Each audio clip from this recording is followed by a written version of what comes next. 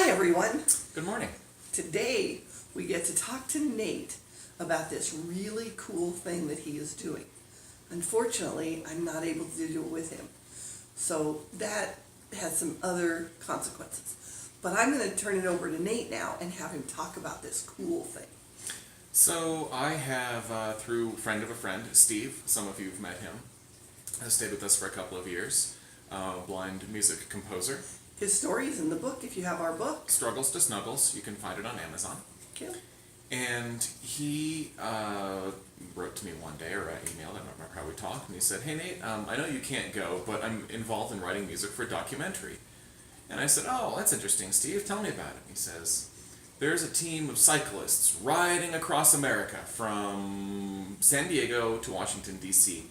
It's about 3,000 miles in a massive endurance race where they are riding, I think, 20 hours a day per person." Well, so I have a question. Let's stop there. I may be a little naive, but how does a blind person ride a bicycle? I did not yet mention that they were blind. Oh, And by the way, sorry. the bicyclists are blind. Okay, go ahead. So, how does a blind person ride a bicycle? Because I am confused. Well, basically what they're doing is they're doing tandem bikes. So we will have a sighted front person, and then the back person, which I've learned is called a stoker, will be riding on the back, pedaling furiously also for 20 hours a day. 20 hours? 20 hours a day. On a bicycle? On a bicycle. 3,000 miles in about a week. It's A week meaning 5 days or 7 days? 7 or 8, I think, is the estimated time right now. And all of these Wow. facts may be a little bit different. I've seen the itineraries and things like that, but I don't have one of the jobs where I will be, All right. Go ahead. where I'll be doing nearly as much of the intense work, so I don't have that kind of schedule memorized. So, are you going to be riding a bicycle for 20 hours a day? No, Oh. no, I will not. Oh. I will include links underneath the article on YouTube to follow all these things. So the team that the event itself is called Race Across America, or RAAM, and it's been going on for a while, and it is mostly sighted riders riding across with teams of support staff to help them do this. The particular group that I'm working with is called Sea to Sea. See a pun on vision and ocean to ocean. Oh, that's sea. cute. Yeah. I like that. Sea to sea. Yeah. So I will be driving an RV. I've got 11 to 14 hour shifts, or I will be driving the kitchen RV, where we will have somebody, I think, preparing food almost full time. I have no idea what her schedule is going to be. If she's going to be cooking every 2 hours, 24 hours a day, and then sleeping and breaks in between, I'm not sure how that's going to go. But that's Steve's sister I saw on the list. Oh. Steve's sister's going to be the cook. And so we've got that going on. I'll be driving that one for, like I said, periods of time, and then I will be sleeping in a bunk on the other RV. There's also a hotel RV which sleeps something like 12. So, how long will you be driving? In an average day, how many hours will you be driving? 11 to 14. Oh. Yeah, there are two of us, and we swap off at about 12 hours, depending on where the vehicle meet points are. So it's kind of a relay race, which I think the relay goes on for 24 hours a day, and the teams are allowed to swap out at points by there's a whole system. It's the equivalent of passing a baton, so that no team member can go ahead. You can't skip even a foot. They make sure that the front wheel of the rear bicycle has passed the rear wheel of the front bicycle before the front one takes off, before it counts as an actual handoff. And yes, they watch those kinds of things. I have no idea how that's enforced, but they're very particular on the integrity of the event. And they will be going 3,000 miles in this way, and I'll be driving. So, okay. So, I'm a little confused with what you just said. Yeah. Okay, you just said so, is there one tandem bike, two riders, That's two right. two cyclists, Yes. and then they only ride like 1,000 miles, and then they pass to somebody else, and that person then goes the other 1,000? I think they do trade it off. They do trade off. Or is it? There's a total of 4 bicycles, 8 cyclists, and they do trade off along the way. Okay, so so say the group number one is going to ride for 10 hours, Right. and then group two is gonna ride the next 10 hours while Group A, recuperates, except that I think they do it at like 4-hour intervals. right, whichever it is, but. They I trade see. off and on all day, so it is a 24-hour-a-day event, I see. including through the middle of the night with blind cyclists. And so the incredible thing about this is not just the logistics of it, but the fact that these people are so motivated, so well trained, and so dedicated to proving that they can do it, that this is happening. We're doing a fundraising phase right now, so anybody who would like to donate, please do. It is an American tax deductible corporation, so you are able to make a donation to it as a 501c, and they would be very happy to have that. I think they still have about 70% of the funds to raise, which is exactly on target for where they need to be.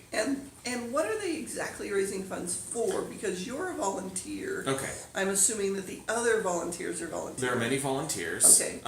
They also have a pile of equipment. There are these bicycles, there are jerseys, there's helmets, there's lights, there's safety equipment, there's vans to rent. They're having 2 vans, 2 15-passenger vans to carry equipment and move around, which will always be within 100 feet of the cyclists for a medical and mechanical assistance.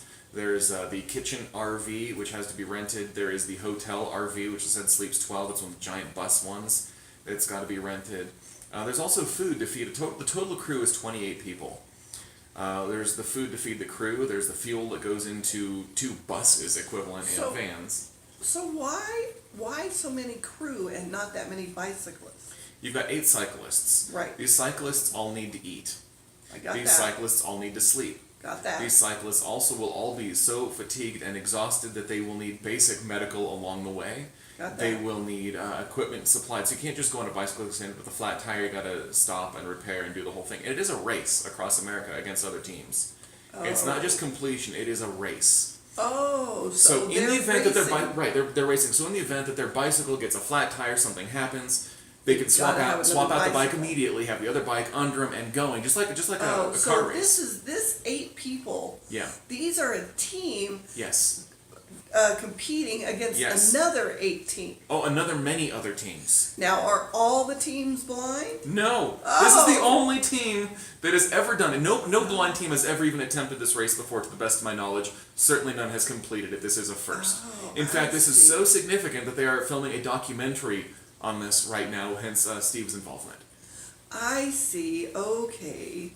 So that's why there's not very many as the riders, because I thought you would get like thousands of people who wanted to ride. There might be. I don't know what the total involvement of the race is yet. I've not done my research on that. As the RV driver, I've made sure to pay very close attention to the things that are right underneath my scope.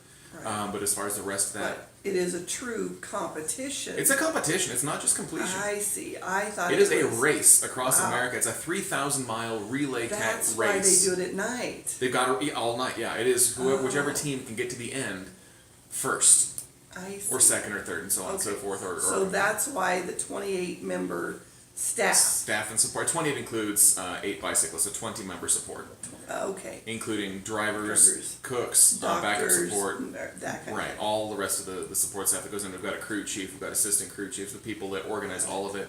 Each van gets its own navigator so that they're watching on GPS and paper maps, because GPS is not accurate in every place, and paper maps exactly which turn to take. There are like 150 So that's also stops. why why it's more like a relay race. Yes, And that's why you said that one bicyclist doesn't start until the other one stops, right. kind of thing. It's a full. Because it's it's a race. full race. Yeah.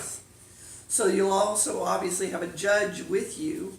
I don't know that there's going to be a judge with us at all times. I don't know how they audit that. I I see. know that every handoff, there's an official form to be filled out at the exact time, and any notes around it, and that those logbooks must be absolutely complete, and that those will be scrutinized. I see. Okay.